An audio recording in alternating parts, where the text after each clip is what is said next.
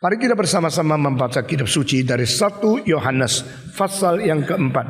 1 Yohanes pasal yang keempat. Saudara-saudaraku yang kekasih, janganlah percaya akan setiap roh, tetapi ujilah roh itu apakah mereka berasal dari Allah. Sebab banyak nabi-nabi palsu yang telah muncul dan pergi ke seluruh dunia. Demikianlah kita mengenal roh Allah. Setiap roh yang mengaku bahwa Yesus Kristus telah datang sebagai manusia berasal dari Allah. Dan setiap roh yang tidak mengaku Yesus tidak berasal dari Allah. Roh itu adalah roh antikristus, dan tentang dia telah kamu dengar bahwa ia akan datang dan sekarang ini ia sudah ada di dalam dunia.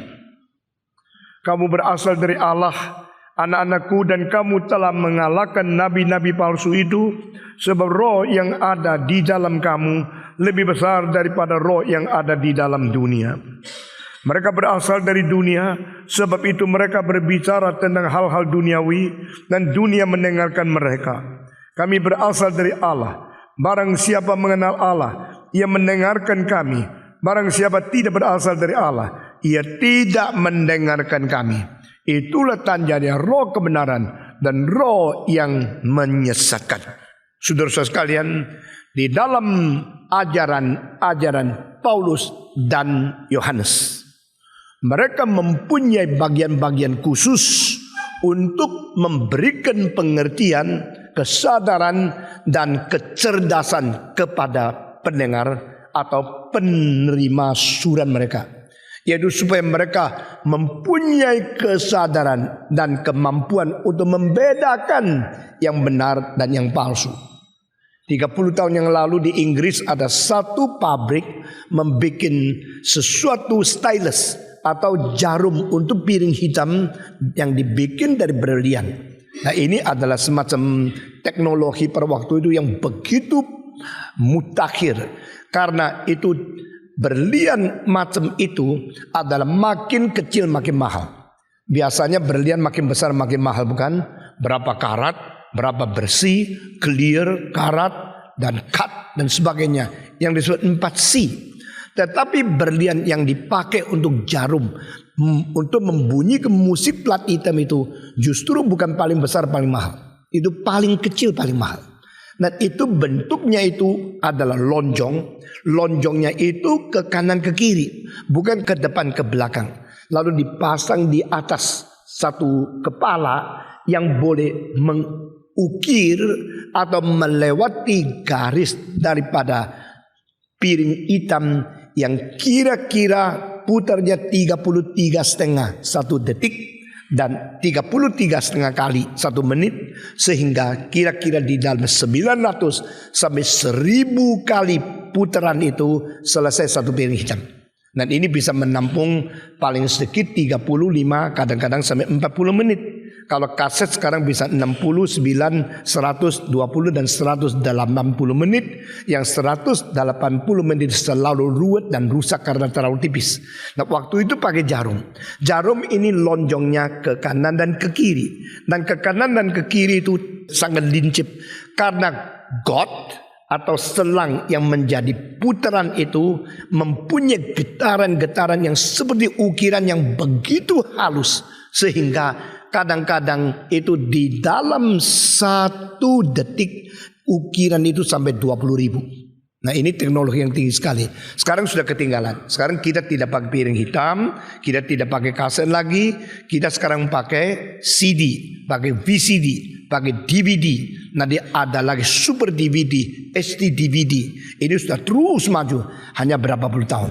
Dan satu pabrik yang namanya Pickering, dia memberikan satu iklan yang berbeda dengan yang lain.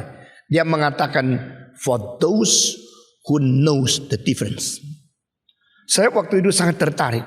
Pada waktu itu pabrik yang bikin ini jarum yang begitu mutu tinggi, ratusan dolar satu. Itu kecil sekali jarumnya, ringan sekali. Tetapi kalau sudah menyatakan bunyinya itu, kanan dan kiri berbeda. Memang dari pabrik itu kotnya kanan, getarannya sama kiri berbeda. Supaya musik dari sebelah kanan itu direproduksi melalui saluran kanan. Musik dari kiri melalui kiri, itu namanya stereo. Sehingga kalau drum di sini, biola di sana, atau flute di sini, lalu cimbal di sana, itu keluar suara dari dua speaker berbeda. Lalu engkau mencari tempat yang persis di tengah untuk melihat image-nya. Lalu tutup mata, suara itu direproduksikan seperti engkau berada di konser hall. Nah, saudara-saudara sekalian, nah dengan getaran yang dari kira-kira daripada 100 atau 120, bahkan yang lebih rendah sampai 25.000, itu tugas daripada Jarum yang bisa keluarkan ini. Nah, iklannya menulis for those who knows the difference. Saya tidak rasa kalau merek ini lebih baik daripada merek yang lain. Tetapi salah satu merek yang baik yang saya akan bicarakan adalah iklan ini mengandung arti yang penting sekali, yaitu dibikin begitu mutu tinggi untuk mereka yang begitu dengar tahu bedanya apa. Nah, saudara-saudara, orang yang pintar mengerti perbedaan, orang yang biasa mengerti kesamaan, orang yang bodoh tidak mengerti apa-apa. Nah, ini 3 macam. Saudara-saudara, kalau kita melihat dua barang kelihatan sama, maka kita bilang samalah, sama besarnya, sama warnanya. Maka engkau mengatakan sesuatu, bukan mengkomentari apa yang kau lihat, hanya mengkomentari di mana derajatmu. Saudara-saudara sekalian, Rolex yang palsu sama Rolex yang asli sekarang sudah 99,9% sama. Sehingga orang biasa tidak mungkin bisa menemukan. Karena apa? Dia bikinnya pakai komputer. Sehingga semua daripada asli, berapa tebal, berapa tipis, semua dikopi. Bukan kopi melihat terus bikin kira-kira. Dengan keadaannya akurat sampai 0,00001% bedanya. Dikopi sampai seluruhnya sama. Baik warna, baik semua bentuk, besarnya, size, semua sama. Saudara-saudara, tetapi bagaimanakah kita membedakan yang benar dan yang palsu? Bisa membedakan yang benar dan palsu perlu semacam daya yang begitu kritis dan begitu diskret, sehingga dia bisa mengetahui yang mana beda sedikit saja daripada yang salah. Itu namanya expert atau orang yang supra profesional, lebih daripada orang biasa. Nah, saudara-saudara, kenapakah beda itu penting sekali? Kenapakah yang asli dan yang palsu itu perlu dibedakan? Nah, ini merupakan sesuatu tuntutan dari orang-orang yang mau setia. Saudara-saudara, orang-orang yang tidak mau setia kepada kebenaran, pokoknya kira-kira sama, mirip-mirip saja, kita sudah terima. Tapi orang yang mau setia, dia harus menuntut sampai mendapatkan yang asli. Saudara-saudara, barang-barang yang palsu dan barang-barang yang asli itu tidak banyak mempengaruhi kerohanian kita. Saudara pakai Rolex asli, pakai Rolex palsu, tidak menentukan engkau masuk surga atau neraka. Saudara-saudara, tetapi engkau percaya kepada Tuhan yang asli atau percaya kepada Tuhan yang palsu, itu bukan saja mempengaruhi cara hidup agamamu, mempengaruhi nasibmu di dalam kekekalan selama-lamanya. Itu sebab, bolehkah kita main-main? Di dalam hal yang lain biar kita biasa, kita tak ngerti tidak apa-apa. Tapi dia hal rohani, kita harus mempunyai kepekaan, keakuratan, kesetiaan yang tidak mau kompromi. Saudara-saudara, tetapi justru di dalam hal biasa kita begitu sibuk, begitu ngotot untuk membedakan yang benar dan yang salah. Tetapi di dalam hal rohani kita terlalu teledor, kita terlalu sembarangan untuk menerima segala sesuatu. Itu sebab Tuhan sangat sedih dan Tuhan sangat marah jikalau anak-anaknya tidak bisa membedakan yang benar dari yang salah. Saudara-saudara, berkali-kali saya berkata di atas mimbar ini, saya tidak gila hormat, saya tidak gila kuasa. Saya sebagai pemimpin hanya gila mutu, gila kesetiaan, gila keaslian daripada firman Tuhan untuk mendidik orang-orang yang mendengar khotbah di dalam gereja ini. Saudara-saudara, jikalau kita menyampaikan sesuatu, sampaikan seakurat mungkin. Meskipun manusia mempunyai kelemahan, manusia mempunyai kekurangan, tetapi sedikitnya motivasi yang sempurna itu harus ada. Saudara-saudara sekalian, istilah kesempurnaan di dalam teologi mempunyai beberapa arus, beberapa cara untuk mentafsirkan. Dan ada orang menganggap kesempurnaan daripada hidup mungkin dicapai oleh seorang Kristen selama dia masih hidup di dalam dunia. Saudara-saudara, Reform bilang tidak. Kita harus jujur. Kita adalah orang yang penuh kelemahan. Kita adalah orang yang tidak bisa sempurna. Namun demikian tidak berarti kita tidak mempunyai motivasi untuk kesempurnaan. Itu sebab kalau di dalam teologi daripada John Wesley, dia mengatakan manusia mungkin mencapai hidup suci sempurna di dalam dunia. Orang-orang teologi Reform mengatakan tidak. Mari kita jujur, tidak pernah ada satu orang secara kuantitas sempurna di hadapan Tuhan. Saudara-saudara, semua orang yang paling suci dan paling agung di dalam Alkitab, Tuhan mencatat kelemahan mereka. Abraham pernah bohong, Daud pernah berzina, dan semua orang-orang yang paling suci kecuali dua orang tidak dicatat kesalahan mereka, Daniel dan Yosef. Tapi saudara-saudara, banyak orang-orang yang agung, banyak orang-orang yang rohani, banyak orang yang menjadi pemimpin di dalam sejarah kerajaan Tuhan Allah. Alkitab mencatat kelemahan, dosa, cacat celah, dan kelalaian mereka. Termasuk Petrus pernah takut kepada orang Yahudi sehingga menjadi pura-pura tidak jujur, sehingga ditegur oleh Paulus. Saudara-saudara sekalian, nah kalimat-kalimat yang mengutarakan, menyatakan kelemahan-kelemahan ini semua membuktikan satu hal, bahwa tidak ada satu orang mampu mungkin mencapai kesempurnaan yang mutlak suci di hadapan Tuhan. Meskipun ini bukan menjadi alasan untuk kita berbuat dosa, tapi ini hanya menyatakan bahwa kita adalah orang yang ada kelemahan. Tetapi di dalam keadaan kita yang ada kelemahan, apakah kita membela kelemahan? Tidak. Apakah kita toleransi terus akan kelemahan? Tidak. Kita berkompromi atau kita mentaklukkan diri kepada dunia yang penuh dengan kelemahan? Tidak. Kita tetap harus mempunyai satu keinginan, satu motivasi untuk kesempurnaan. Nah, ini kesempurnaan paradoks. The paradoxical perfection. Even though we know we cannot achieve the total perfection before God during our life on this earth, but we should have the motivation of being a man of perfection. Kita harus bermotivasi, bertujuan, mempunyai satu hasrat, ingin menjadi orang sempurna di hadapan Tuhan. Nah, saudara-saudara, hari ini yang kita mau katakan adalah kesempurnaan di dalam mengerti firman Tuhan. Kesempurnaan di dalam bisa membedakan apa yang benar dan apa yang tidak benar. Ini penting sekali. Tidak ada seorang perempuan yang malam-malam menunggu suaminya, lalu seorang ketuk pintu, "Siapa kamu?" Lalu orang itu menyebut, "Saya suamimu." Langsung dibuka pintu. Dia pasti akan membedakan kenapa suara yang mengatakan "aku suamimu" lain sama suara suamiku. Kenapa cara dia menjawab, cara dia mengketuk lain dengan suamiku. "Siapa kamu?" Ditanya sekali lagi, "Saya suamimu."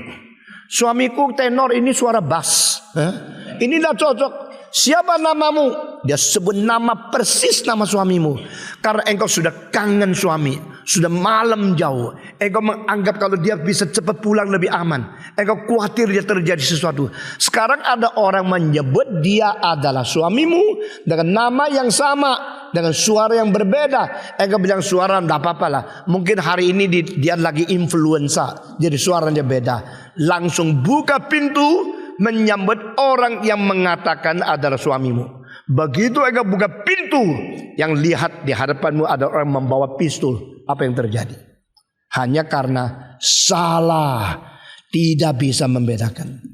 Itu sebab Alkitab dengan jelas berkata, karunia Roh Kudus yang dicantum di dalam buku Korintus itu 9 macam 3 macam terakhir yaitu membedakan roh dan karunia lidah, dan terakhir penterjemahan lidah.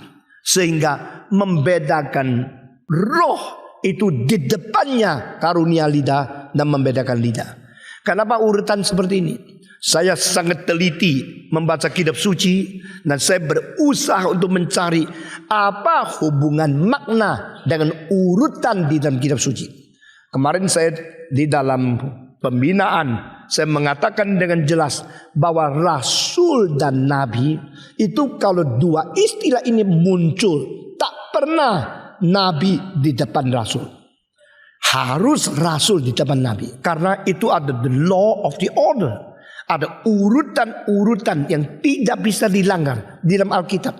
Kadang-kadang urutan itu membawa kita menuju kepada makna yang lebih penting di belakang dibanding daripada yang depan. Tapi kadang-kadang makna yang lebih penting di depan baru menuju kepada makna yang kurang penting di belakang. Jadi urutannya ada 2 macam. Tetapi urutan-urutan itu mengandung makna, mengandung arti, dan menanggung nilai bobot penting dan tidak penting yang tidak bisa dilanggar. Saudara-saudara, misalnya Tuhan mencipta, cipta. Sesudah Tuhan mencipta segala sesuatu, yang terakhir Dia mencipta apa? Manusia. Kalau begini, manusia paling tidak penting karena dicipta paling terakhir. Tidak, justru manusia paling penting maka dicipta terakhir. Karena apa? Manusia dicipta untuk menikmati segala sesuatu yang dicipta untuk manusia sebelumnya. Dan di dalam Kolose pasal 1 kita melihat segala sesuatu yang diciptakan manusia. Manusia dicipta bagi Tuhan Allah, sehingga manusia menjadi penikmat, to enjoy, to experience all the grace of God prior to our creation. Tuhan mencipta segala sesuatu sebelum manusia berada di dalam dunia ini, karena dipersiapkan seluruhnya untuk manusia boleh menggunakan, memakai, menikmati, untuk menerima anugerah dari Tuhan. Adakah seorang ibu mengatakan, tidak usah beli tempat tidur, tidak usah beli baju untuk bayi karena dia belum lahir? Nanti kalau sudah lahir baru diukur berapa besar. Karena biasanya saya pakai baju mesti ukur beres, sentinya, panjangnya semua cocok, baru pakai seorang tukang jahit yang paling hebat mengikuti ukuran saya. Demikian juga bayi saya. Tunggu dia lahir, diukur 57 cm, lalu berapa lebar, baru beli tempat tidur, baru beli kasur, baru beli pakaiannya, baru beli popoknya. Begitu? Ada ibu seperti itu tidak? Tidak. Semua ibu akan sedia dulu tempat tidur, kasur, spray, pakaian, semua selesai, baru melahirkan anak. Karena apa? Karena urutan ini adalah urutan belakang lebih penting daripada yang depan. Di dalam hal creation, Allah menciptakan segala sesuatu. Baru Allah menciptakan manusia datang untuk menikmati semua yang sudah disediakan. Sedangkan dalam urutan tentang karunia Roh Kudus, urutan bermakna dan cara urut yang terbalik sekali. Yang paling penting di depan, yang paling tidak penting di belakang. Dari mana kita mengetahui urutan ini terbalik? Karena Paulus berkata, yang pertama adalah rasul, kedua adalah nabi, ketiga, keempat adalah sesudah itu adalah yang lebih rendah lagi adalah. Jadi Paulus sendiri memberi urutan 1, 2, 3 dengan tingkatan-tingkatan. Selalu yang penting adalah firman, yang tidak penting adalah karunia daripada sesuatu kekuatan bagi pribadi. Saudara-saudara, memberitakan firman itu membangun jemaat, berkarunia lidah hanya membangun diri sendiri. Jadi urutan ini jelas sekali. Dengan demikian kita melihat pada waktu urutan ketiga terakhir itu ada dimulai dengan karunia membedakan roh, baru karunia lidah, dan karunia menerjemahkan lidah. Di sini kita melihat membeda-bedakan roh itu merupakan satu hal yang lebih penting dari hanya menerima karunia roh, Saudara-saudara, membeda-bedakan roh itu lebih penting hanya menerima roh. Di dalam satu tempat money exchange, foreign money exchange, baik di bank atau baik di tempat exchange atau baik di dalam lapangan kapal terbang, sama-sama orang sebelum menerima dolarmu, dia harus membedakan dulu ini dolar asli atau palsu. Waktu dia membedakan, maka dia urutannya adalah terima berapa dolar itu soal kecil. Yang penting jangan terima yang palsu, betul nggak? Nah, ini urutan. Kalau tidak diterima, terima dulu semua. Kalau ganti tukar uang puluhan ribu dolar semua diterima dulu. Kasih sudah rupiah semua dolar diambil. Baru nanti pulang saya periksa satu-satu. Waktu sudah pulang diperiksa, ternyata separuh yang palsu. Engkau seperti mau dipotong kepalanya. Saudara-saudara, karena apa? Karena engkau tidak mendahulukan perbedaan. Nah sekarang kenapa kalau dolar palsu kita mengamuk? Tetapi kalau roh palsu kita terima. Karena kita mementingkan hal dunia lebih dari mementingkan hal rohani. Itu sebab silakan Senin sampai Sabtu engkau bergaul di luar. Engkau Senin sampai Sabtu engkau berdagang di luar. Engkau main-main di luar. Hari Minggu engkau datang di sini.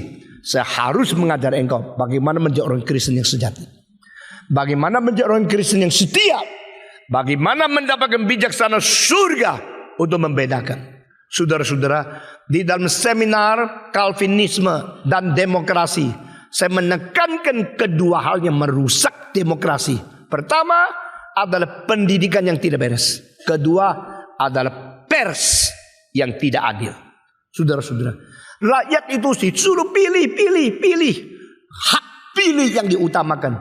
Tetapi kecerdasan memilih itu kalau tidak ada, mau pilih apa? Mengerti tidak? Maka harus ada pendidikan, mencerdaskan bangsa, mempintarkan masa. Ini adalah tugas pendidikan, saudara-saudara.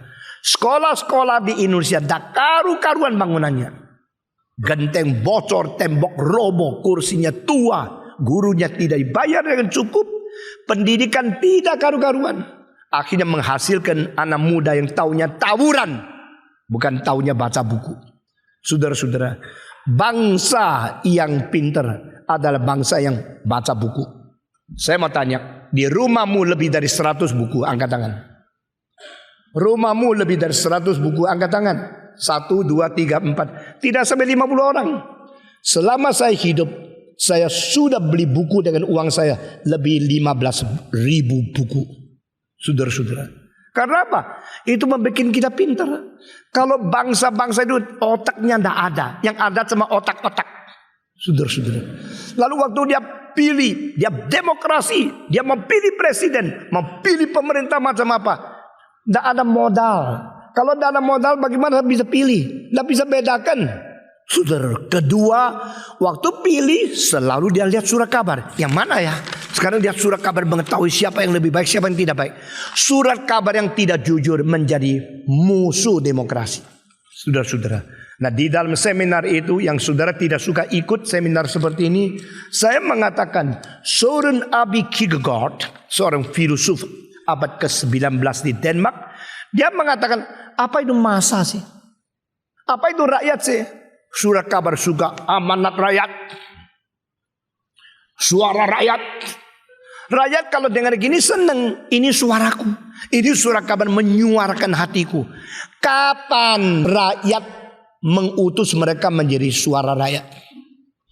Kapan rakyat memandatkan mereka mewakili rakyat? Yang disebut massa, yang disebut rakyat itu hanyalah seekor anjing yang tidak ada pemiliknya. Ini kalimat bukan dari saya, dari filosof Denmark. Seekor anjing liar yang keliaran di sini sana. Tidak ada orang yang pelihara dia. Siapa kasih dia makanan, dia langsung menjadi baik sama orang itu. Itu namanya rakyat. Maka saya berkata demokrasi, demokrasi. Benar demokrasi, saudara-saudara. Demokrasi dipilih oleh rakyat. Rakyat memilih berdasarkan apa? Berdasarkan pengertian. Jelas, tahu ini orang beres. Saudara-saudara, zaman dulu seorang menjadi kaisar bukan karena dipilih, karena dia mempunyai ambisi besar. Dan orang yang berambisi besar selalu berdasarkan satu kepercayaan, mandat surga, suruh saya jadi raja. Lalu dia berani membunuh saudara-saudaranya. Nah saudara-saudara, sekarang terbalik.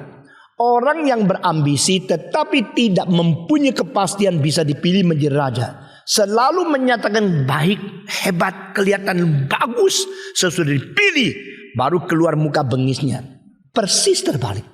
Banyak kaisar-kaisar di dulu menganggap saya ada mandat surga.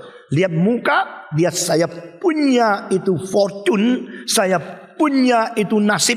Saya adalah seorang yang berpeta naga, Longxiang. Maka saya seharusnya menjadi kaisar. Sesudah itu dia merebutkan kuasa. Dia mulai kerja sebaik mungkin. Saudara-saudara, istana terbesar di seluruh dunia ada di Beijing. Dan istana ini sudah 600 tahun. Dibikin 1402, jadinya 1420. 30 tahun sebelum Gutenberg membuat kitab suci. Dan kira-kira 100 tahun lebih sebelum Martin Luther mengatakan reformasi. Dan seluruh bangunan memakai 72 hektar. Dan di dalamnya selain istana besar-besar untuk menerima tamu luar negeri, dan juga membuat 9.999 kamar setengah. Yang satu sengaja tidak dilengkapi, tidak dijadikan, karena dia percaya angka 9 angka paling besar, tetapi tidak boleh lewat 10.000, karena 10.000 itu angka surga. Manusia paling tinggi cuma 9.999 setengah. Nah saudara-saudara, itu kaisar namanya Yongle. Dan Yongle ini adalah anak keempat daripada Kaisar Hongwu atau Chu Yanzhang. Tetapi papanya sebelum mati, itu dia mengatakan yang akan mewarisi tataku bukan semua anak, puluhan anak, tetapi cucu yang paling sayang ini yang boleh mewarisi saya. Saudara-saudara, waktu dia mengatakan kalimat itu sebelum mati, dia melihat ada mata dari anak keempat yang sangat tajam, tidak puas dengan keputusan ini, melihat dia.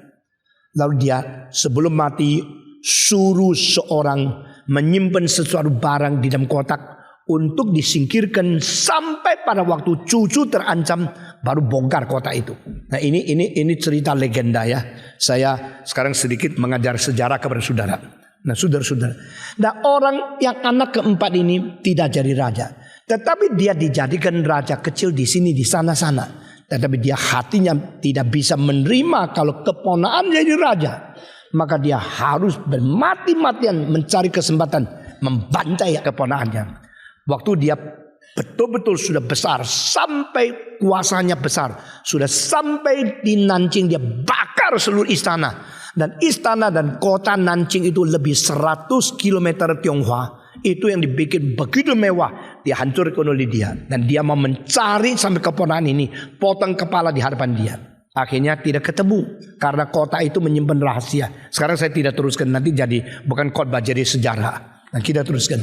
Dan saudara-saudara, dan dia pindahkan ibu kota ke Beijing, mulai memerintahkan memakai ratusan ribu orang membuat istana terbesar di dalam dunia. Dan dia memang menganggap diri yang sepatutnya menjadi raja.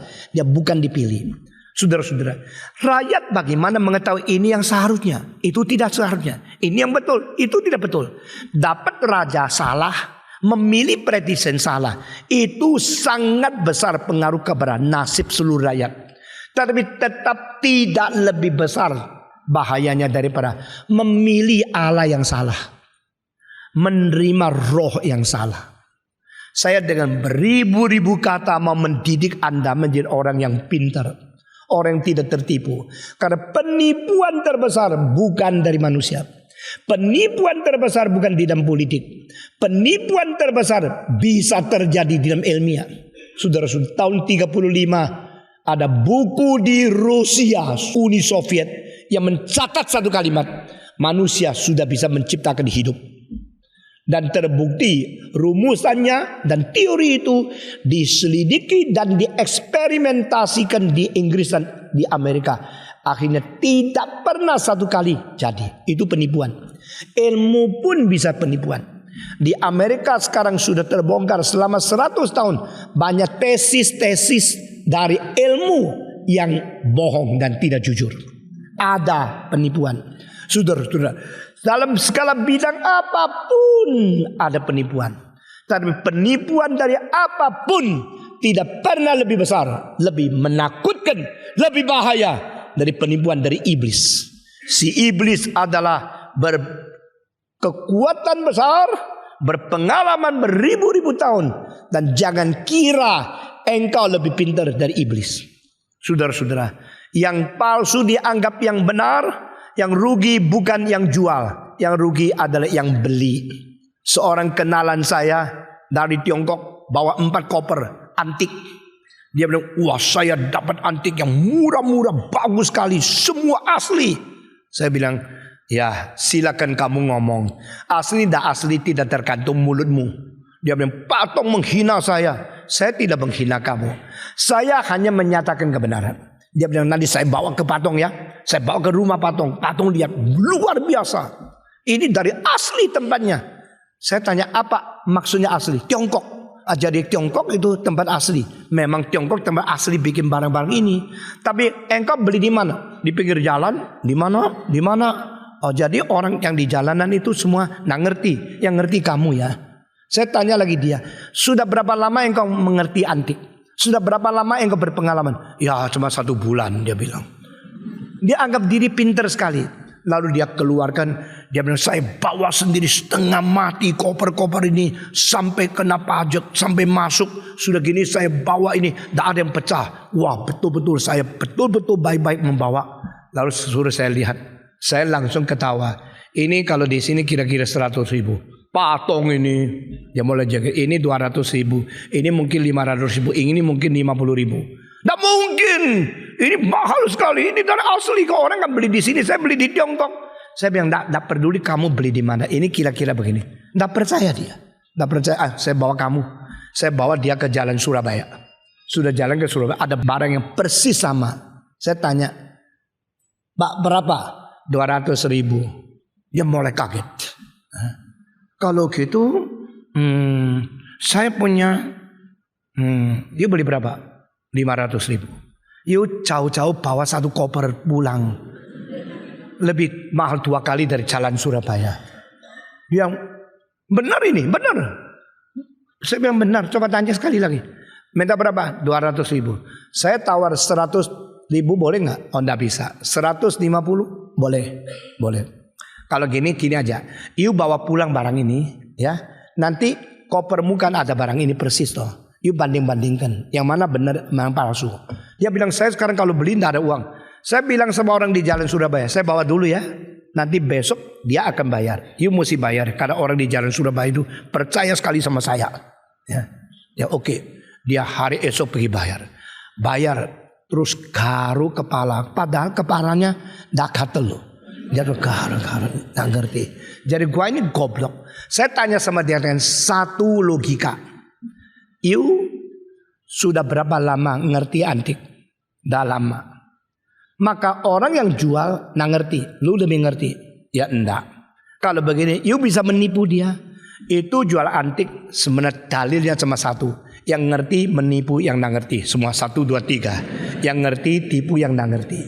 Kalau yang jual ngerti, you nggak ngerti, you ketipu. Kalau you ngerti, dia tidak ngerti, dia ketipu. Itu saja. Itu dalilnya cuma satu saja. Nah sekarang kalau banyak hal yang palsu itu akhirnya merugikan kita banyak sekali. Mana boleh kita dirugikan di dalam hal rohani. Itu sebab saya sangat tidak rela melihat begitu banyak orang beragama, apalagi beragama Kristen, lalu ditipu oleh nabi palsu, ditipu oleh pendeta palsu, ditipu oleh roh palsu, ditipu dengan memiliki karunia-karunia yang palsu dianggap yang benar. Kalau dikasih tahu marah, kalau dikasih tahu patok sombong. Cuma reform yang benar, semua tidak benar. Mari kita mengganyang patung tidak Roh Kudus. Jadi dengan cara begini mereka kira sudah terselesaikan kesulitan-kesulitan itu. Tetap tidak. Saudara, tetap tidak. Nah dalil yang kita sudah katakan minggu lalu adalah roh yang asli tidak takut diuji. Roh yang palsu minta jangan diuji. Itu sebab dari kalimat dua ini sudah perhatikan. Kenapa di kebaktian mengatakan percaya saja, jangan uji, jangan ragu-ragu, jangan takut. Engkau harus percaya. Kenapa? Karena dia tidak mau diuji. Tetapi Alkitab bagian ini mengatakan ujilah segala roh. Jangan percaya segala roh. Harus saya uji kalau roh itu dari Allah atau tidak. Berarti engkau boleh meragukan itu Roh Kudus. Apakah roh itu dari Allah? Kalau roh itu dari Allah, mari saya uji. Dan roh Allah yang mewahyukan kitab suci memberikan perintah kepada orang Kristen, silakan uji saya.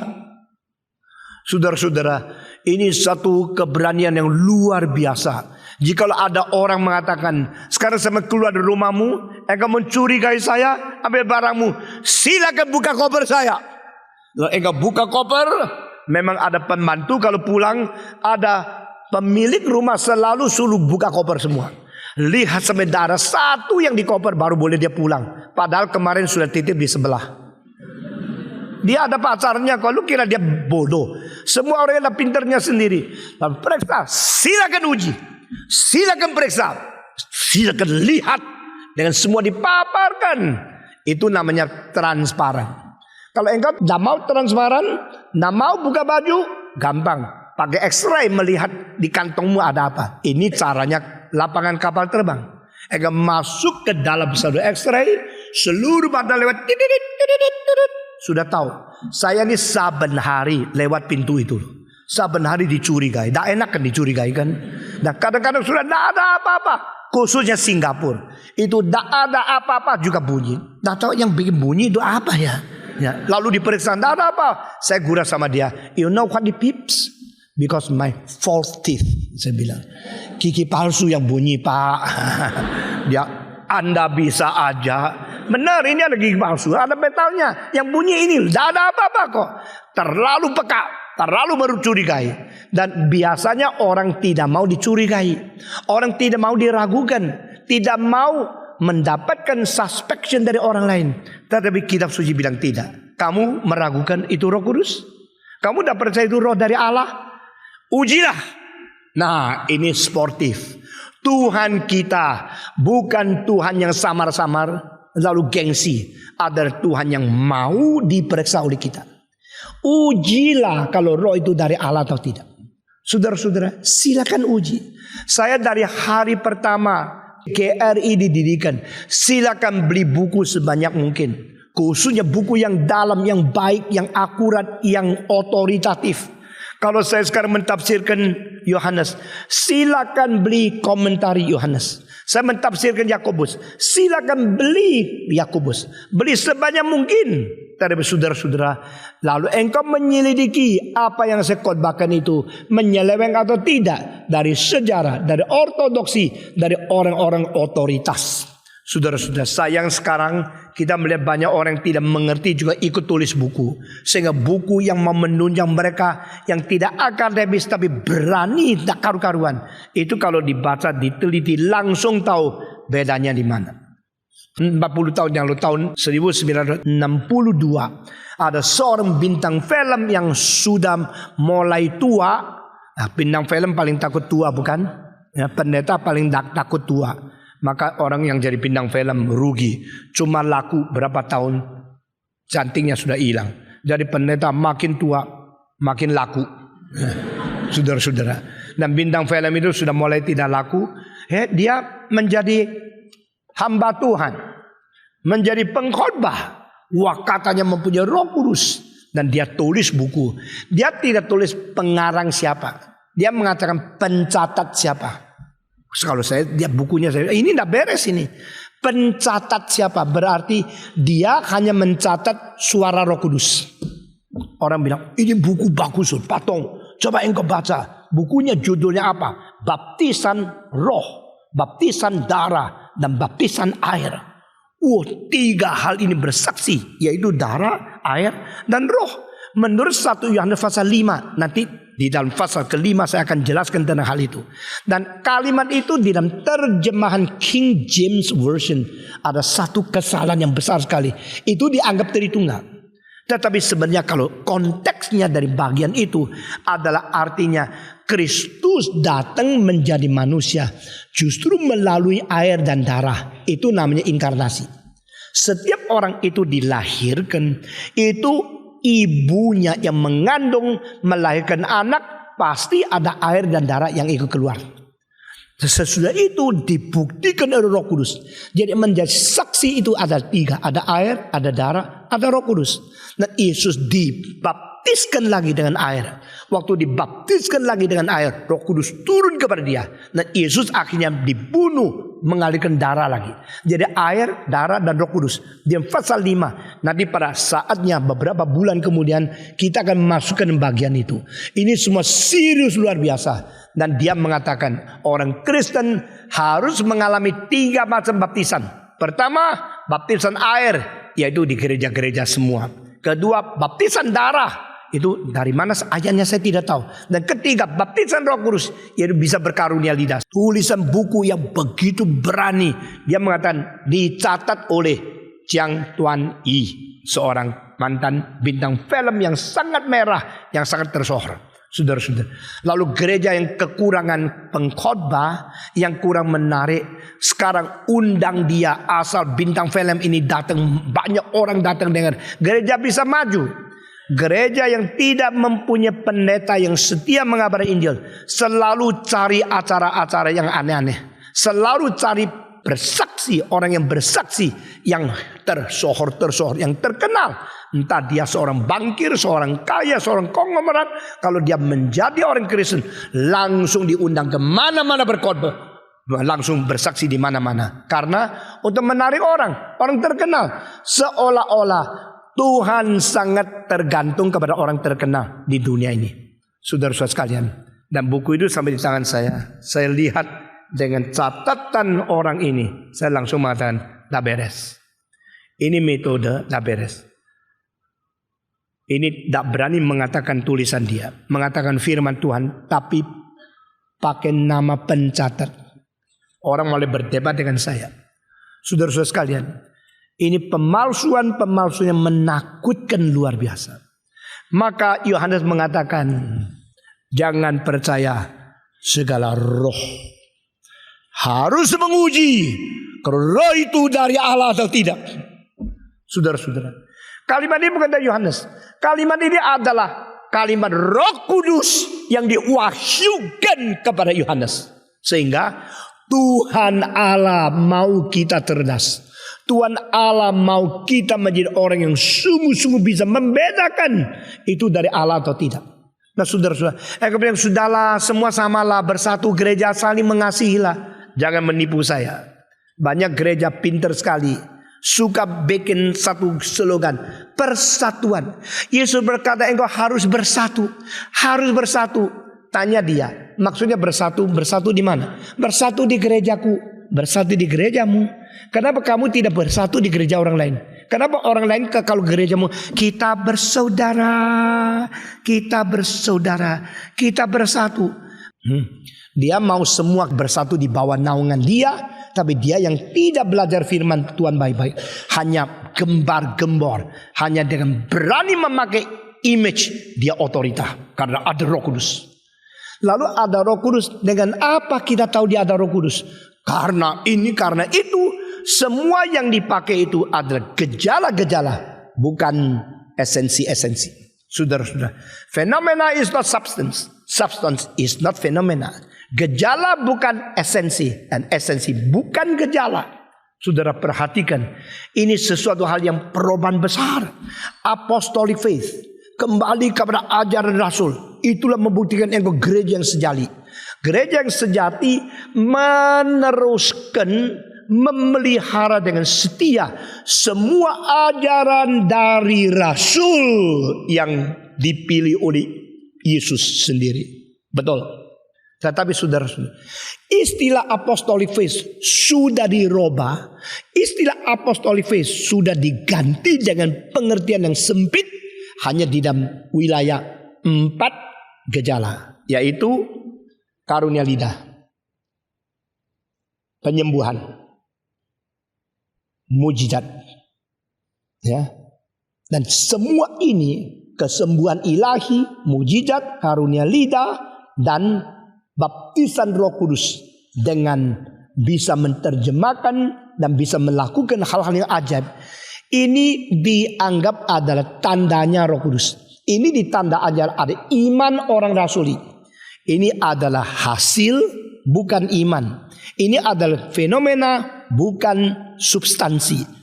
Dan iman daripada orang rasuli adalah percaya kepada Allah, percaya kepada Kristus, percaya kepada gereja, seperti apa yang tercantum di dalam iman rasuli.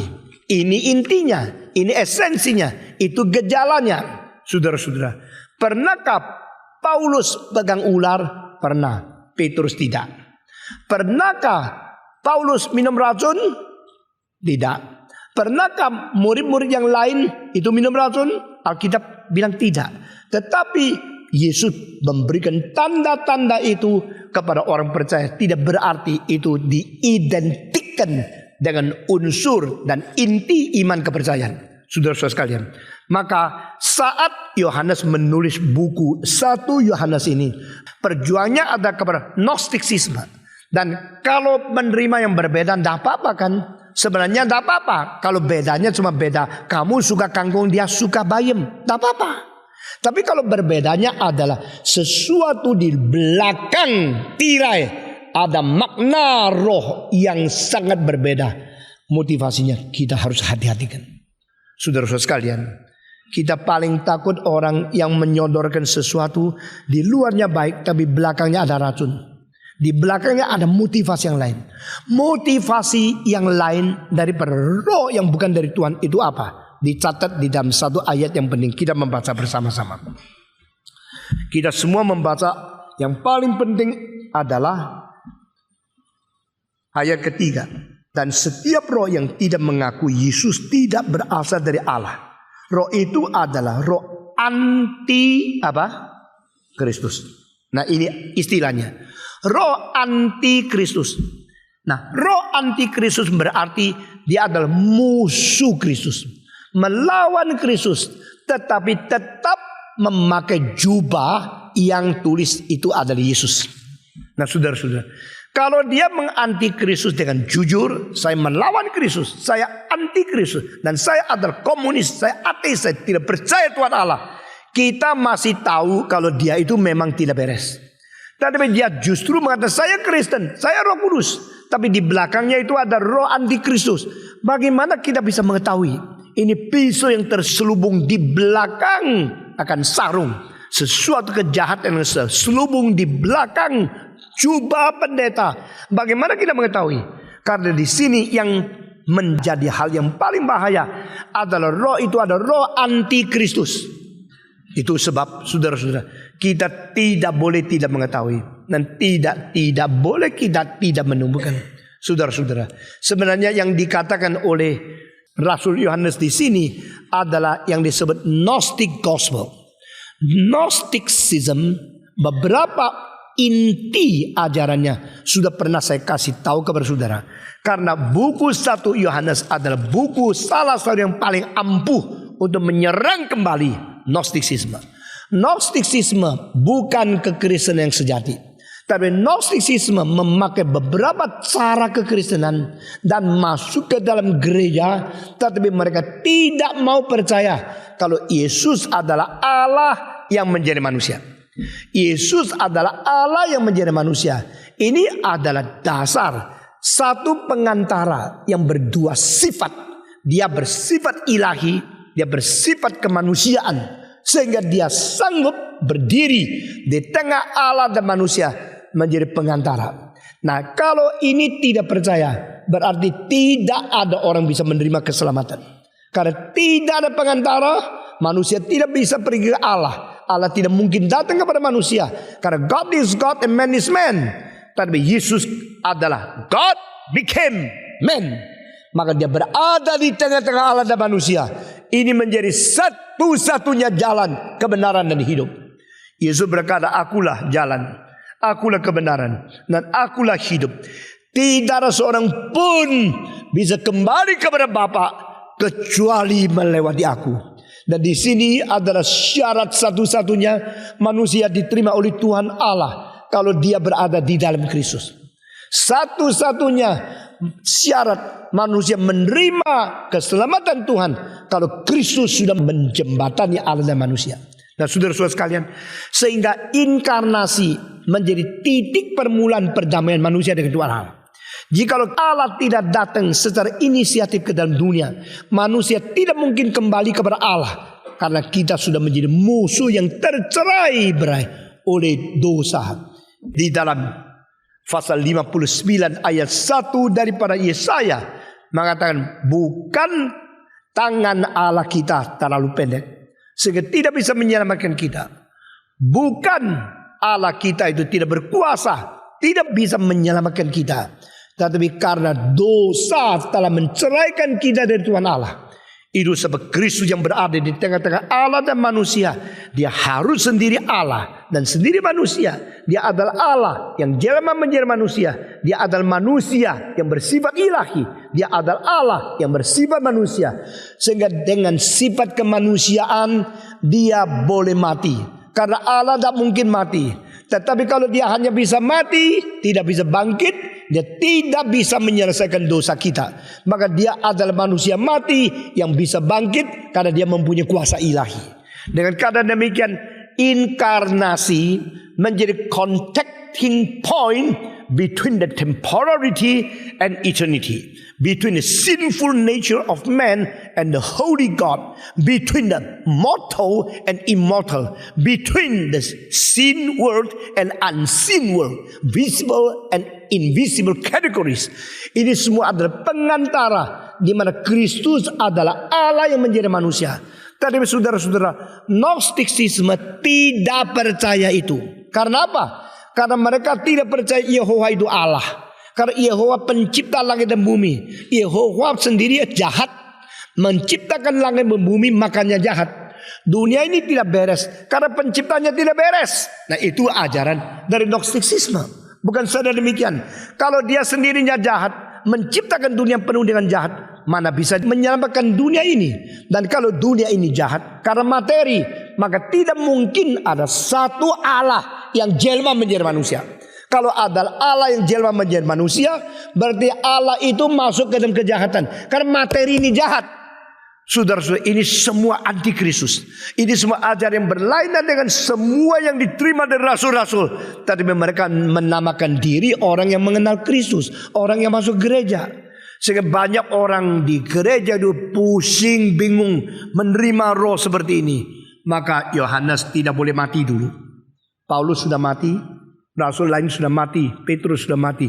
Yohanes diberikan umur lebih panjang untuk melihat situasi gereja yang dikacaukan oleh roh antikristus. Dan sisa satu-satunya rasul dari Tuhan yang diperpanjang umurnya untuk mati-matian berjuang, berperang dengan ajaran-ajaran yang palsu ini. Dan dia mengatakan, jangan percaya segala roh. Harus uji kalau roh itu dari Allah atau tidak. Bagaimana uji? Dia mengatakan roh yang mengaku Yesus datang menjadi daging, itu roh dari Allah. Roh yang tidak percaya Yesus datang menjadi manusia, itu bukan roh dari Allah. Dan di sini kuncinya. Saya berkata kepada saudara, kunci master di dalam iman kepercayaan kita untuk menolak, membedakan dan boleh menyatakan kebodohan, kesalahan dan permusuhan dari ajaran yang salah, yaitu Kristologi. Kristologi adalah kunci master. Dan di dalam Kristologi, soteriologi adalah kunci master dari kunci master. The master key to understand the heresy. The master key to discern the right and the wrong teachings. The master key to the eternal secret of the mystery of God is the Pauline soteriology in Christology. Saudara-saudara, melalui ajaran keselamatan yang disodorkan oleh Paulus di dalam Injil Kristus, kita mengenal siapa Yesus Kristus. Alangkah besarnya rahasia ibadah. Paulus berkata, tidak, Allah menjadi daging. Allah datang menjadi manusia. Di sini rahasianya, saudara-saudara. Jadi di sini dikatakan roh yang tidak percaya bahwa Kristus sudah datang menjadi manusia, itu roh anti Kristus. Bukan soal roh ini, roh itu sembarangan lah, kita percaya tidak apa-apa. Sebenarnya engkau suka kepiting, saya suka udang, tidak apa-apa, kita akor. Tidak bisa. Karena ini roh anti Kristus. Karena roh anti Kristus, maka mereka tidak percaya inkarnasi. Karena apa? Matter is evil, spirit is all good. Dan di dalam Alkitab dengan jelas berkata kepada kita, tubuh itu bisa menjadi suci. Bedanya semua filsafat baik timur maupun barat dengan ajaran Alkitab, yaitu bagaimana menanggapi tubuh jasmania manusia ini. Di Tiongkok, tubuh manusia disebut chou pinang. Itu kantongan kulit yang bau. Tubuh ini memang bau. Coba dah pakai parfum. Coba dah mandi 10 hari. Bau kan? Ini kantongan kulit yang bau. Di dalam kantongan kulit ini ada jiwa. Jiwa terkurung oleh kantongan kulit. Maka kita kantongan kulit yang bau perlu mandi, kasih sabun supaya wangi, dikasih lagi minyak wangi. Tidak bisa wangi sendiri kecuali bayi. Bayi itu wanginya wangi bayi, wangi, betul-betul wangi. Tapi kalau sudah besar, tidak ada yang wangi, semua bau. Keringat bau, apapun bau. Kita kalau sudah tidak mandi bau. Kita ini kantongan bau. Ini pandangan orang Tionghoa, chou pinang. Pandangan orang Gerika, ini kuburan, ini penjara dari berjiwa. Soma sema theory. Istilah soma dan bahasa Gerika yaitu badan, yaitu tubuh. Sema yaitu penjara. Our spirit is being bounded by our prison. It is physical body. The body is the prison of human soul. Human spirit is imprisoned by the human body. Jadi imprisonment ini membuat kita mengeluh. Kita ingin lepas. Kenapa saya hidup begitu susah? Karena ada daging. Apalagi kalau engkau sudah tua. Selama 3 bulan terakhir ini, saya rasa kalau sudah jongkok mau berdiri susah. Kalau mau jongkok di tanah atau berdiri susah. Ini saya kerja terus supaya bikin buku itu lebih rapi dan sebagainya. Dan pembantu kalau bawa buku-buku taruh di tanah, saya bilang tolong taruh di kursi. Kalau itu taruh di tanah, saya mesti jongkok ambil buku dan bangkit lagi. Susah. Pelan-pelan kita merasa tubuh ini tidak mau dengar kita. Dulu nurut loh. Ya. Dulu waktu kita kecil lari, ayo. Ya lari. Sekarang mau lari dia bilang, lu lari OTW, aku tidak mau. Karena apa? Ini badan sudah tidak kuat. Jadi badan ini makin lama makin tua, makin lama makin tidak kuat. Pelan-pelan you rasain. Rasain sendiri kalau sudah tua. Saya harap you bisa tua. Bukan hati jahat supaya you rasain ini ya. Bukan. Tapi you rasakan. Tubuh ini adalah sesuatu alat daripada aktivitas jiwa kita. Lalu tubuh sinkron, tubuh taat kepada kemauan dan jiwa. Suruh kanan, suruh kiri, suruh lari, suruh duduk. Tetapi kalau sudah tua, dia tidak mau narat. Dia bilang, lu mau lari-lari sendiri. Saya tidak bisa, saya sudah tua. Jadi tubuh ini pelan-pelan terus mulai tidak kuat. Nah, dia bilang, aduh, gua ingin lepas lah. Lepas dari tubuh yang linu-linu, yang sakit-sakit, yang gigi copot, yang belakang sakit. Jiwa ini mau lepas. Lalu ada pikiran, kalau sudah lepas dapat tubuh yang baru. Nah, itu pikiran lebih baik daripada orang bilang kalau sudah tua dapat nyonya yang baru. Itu kurang ajar, saudara-saudara. Nah, kalau dapat tubuh yang baru itu namanya reinkarnasi. Itu pikiran ke dalam agama. Dari mana? Dari melihat ada musim semi, musim panas, musim rontok, musim dingin, putar-putar, sekulasi, terus siklus. Kalau begini jiwa saya juga siklus. Waktu saya masa bayi, musim semi, masa muda, musim panas, masa tua, musim rontok, masa mati, musim dingin. Sudah mati kembali menjadi bayi. Melalui siklus ini diterapkan menjadi semacam pikiran agama. Nah, saudara-saudara sekalian, tetapi di dalam pikiran orang Gerika yang mengatakan human body is a prison of human soul. 500 tahun kemudian satu ayat muncul di Alkitab. Human body is the temple of Holy Spirit. Nah, ini ajaran Kristen. Saudara-saudara, jangan menghina kitab suci. Jangan tidak sadar apa yang ada pada imanmu. Apa yang diberikan kepada kita. Firman. Iman di dalam Kristus. Iman. Firman yang diwahyukan oleh Roh Kudus. Ini adalah ajaran yang tertinggi. Yang paling indah. Di dalam seluruh teori hidup, sejarah, dan filsafat manusia. Kita telah diberikan kebenaran. Siapa tubuh? Waktu saya sakit, saya ini tempat perdiaman Roh Kudus. Karena ini tempat perdiaman Roh Kudus, saya tidak boleh berzina dengan pelacur. Saya tidak boleh mencuri. Karena tangan saya ini adalah temple of God. Tubuh saya adalah the dwelling place of my Holy Spirit. Ini adalah tempat tinggal Roh Kudus. Ini adalah istana surga. Maka saya harus menghargai dan saya harus hidup di dalam kesucian sebagai tubuh yang berkenan di mata Tuhan. Saudara-saudara, bahaya datang tidak takut. Kesulitan datang tidak takut. Hari Kamis saya terbang pulang seperti biasa 7 tahun. Saben Kamis pulang dari Taipei ke Jakarta. Berangkatnya kalau musim ini jam 8.50 sampai di sini kira-kira sebelum jam 1.30 sudah sampai di sini. Lalu ini kali terbang sampai 1 jam setengah mendadak announcement, please announcement. Saya mendengar kapal terbang kita mesinnya rusak. Makanya kita harap semua tenang. Mesin sudah rusak satu dan kita tidak bisa terbang terus. Mau kemana? Kalau tidak bisa terbang terus, ya either go down or go up ya. Kapal terbangnya go down, jiwanya go up begitu kan? Wah, orang di sebelah sudah gelisah dan sebagainya. Saya tenang aja. Nah, ini semua kesempatan, semua terjadi, semua peristiwa itu hanya sesuatu pengalaman kita boleh melihat bagaimana Tuhan pimpin. Saya tenang aja. Wah, ada orang sudah mulai mau telepon kepada istrinya, keluarganya. Tidak boleh telepon. Sudah mati, tidak boleh ngomong lagi. Akhirnya kapten mengatakan, sekarang kita akan mendarat segera di Manila. Saudara-saudara. Tapi saya tidak lihat apa-apa. Sama sekali tentang sama sekali 100%. Seperti tidak terjadi apa-apa. Karena apa? Sekarang teknologi membuat kapal terbang sudah sangat bagus. Saudara tidak usah takut naik kapal terbangnya.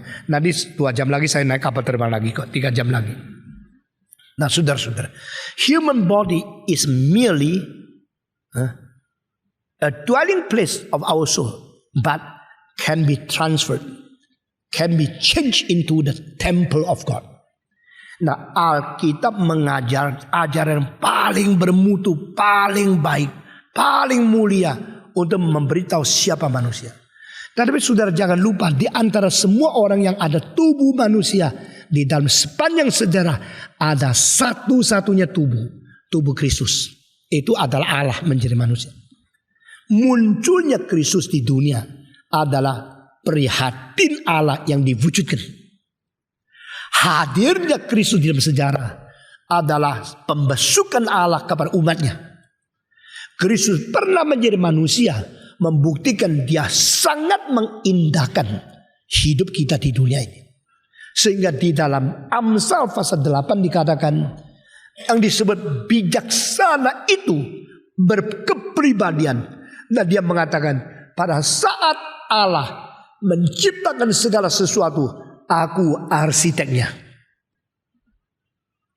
Luar biasa. Pada saat Allah menciptakan segala sesuatu, aku adalah arsiteknya. Berarti Allah membuat segala sesuatu dengan bijaksana yang tertinggi. Dan bijaksana dari desainer yang tertinggi itu adalah the architect of the universe. Siapakah arsitek alam semesta? Kristus. Allah memakai Kristus untuk menciptakan seluruh alam semesta. Sehingga di dalam baik perdarahan kita, di dalam otak kita, di segala sesuatu kita, desainnya itu belum pernah meleset. Saudara tahu tidak, di dalam fisika yang disebut dinamika kekuatan dari berstruktur yang paling hebat adalah bisa memakai bahan yang paling sedikit mendapatkan kekuatan bertahan paling besar. Dan itu sudah ditemukan oleh ahli fisika. Yaitu semacam curve, semacam garis yang begitu lonjong, yang begitu indah, garis yang seperti telur ayam. Lalu dihitung sampai 0, berapa. Dengan itu dalil yang ditemukan itu, saudara boleh bikin barang yang bahannya sedikit tapi kekuatannya maksimal. Akhirnya baru ditemukan telur ayam itulah desain yang paling baik. Saudara-saudara, kalau persegi tidak kuat, lemari persegi bisa miring-miring gini, ya. Kalau benar saling menunjang, maka VW kalau tabrak lebih aman. Nah, VW kodok ya, saudara-saudara. Karena dia mempunyai kekuatan saling menunjang. Ini benar. Dan lonjongnya persis seperti telur ayam, telur bebek. Telur itu semua itu cara arsitek yang paling dari Tuhan.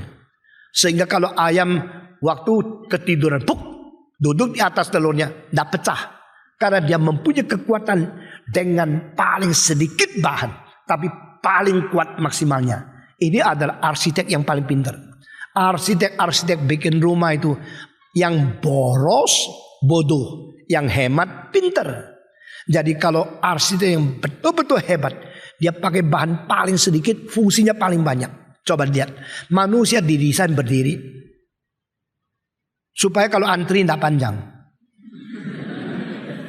Benar loh. Coba kalau kita didesain seperti macan, lalu antri 50 berapa meter, coba bayangkan. Ya. Lalu Tuhan yang bikin manusia bikin desain begitu tipis lagi, bukan gini antrinya. Kalau gini lebar kan, kalau begini kan tipis kan.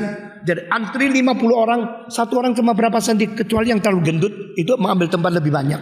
Nah saudara-saudara, tapi manusia bikin mobil yang panjang-panjang, itu manusia goblok luar biasa. Makanya macetnya ada karu-karuan. Sudah macet berapa kilometer yang di dalam mobil satu mobil dua, ternyata cuma ratusan orang sudah berkilometer.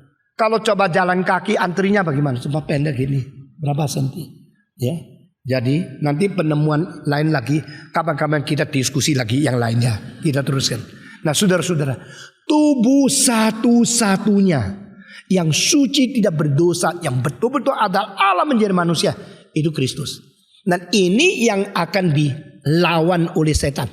Maka setan mengatakan, materi jahat, tubuh dosa, jiwa suci, semua seperti benar, semua omong kosong. Karena ajaran itu sudah ditegaskan oleh Gnostisisme, maka mereka bikin Injil. Saudara-saudara, Injil Filipus, Injil Magdalena Maria, Injil Thomas, Injil daripada Yudas yang sekarang ditemukan dan dipakai sebagian oleh Da Vinci Code, yang ditemukan oleh National Geographic, itu semua Injil Gnostik yang berbeda dengan Injil di Alkitab. Itu Injil dari antikristus. Justru Yohanes menghantam ke situ, dan sekarang Da Vinci Code pakai itu untuk melawan kekristenan, untuk menghujat. Saudara-saudara, di sini kita melihat peperangan daripada Yohanes begitu sengit, dan dia berkata, jangan lupa kalau roh itu adalah roh antikristus, dan engkau tidak membedakan, engkau terima, engkau akan rusak imanmu. Maka engkau harus membedakan roh dari Allah atau roh dari dunia. Yang dibicarakan adalah dunia, yang dilawan adalah Kristus. Yang tidak percaya adalah Allah mencipta, dan tidak bisa terima adalah Allah menebus. Nah ini semua adalah yang melawan akan iman kekristenan. Sebab itu saudara-saudara, Yohanes sebelum mati di dalam dunia ini sudah ada kalimat-kalimat yang disusun menjadi yang disebut iman rasuli. Iman rasuli kalimat pertama apa? Aku percaya kepada Allah, Bapa yang kuasa, pencipta langit dan bumi. Sehingga dia tolak Allah pencipta, kita percaya Allah pencipta. Dia tolak dunia ini dicipta, materi ini dia kira ini jahat, kita percaya ini materi yang baik. This is my Father's world, this is created by God, And God who created this material world is also the God who created my physical body. And God who create my physical body, who take care of me, sent Jesus Christ incarnated to be human being. Allah yang memprihatin kita, mencipta kita, melihat kita jatuh di dalam dosa. Allah mengirim Yesus Kristus turun ke dalam dunia, mempunyai daging, mempunyai tubuh seperti kita. Jadi setan tidak senang. Setan tidak senang dunia dicipta oleh Allah. Setan tidak senang manusia boleh diselamatkan. Setan tidak senang Yesus turun untuk menyelamatkan. Setan tidak senang ada pengantara di tengah-tengah Allah dan manusia. Maka setan mengatakan ini semua harus ditolak. Maka dia pura-pura menjadi orang seperti Kristen. Bahkan menulis surat-surat Injil. Bedanya ada apa, saudara-saudara?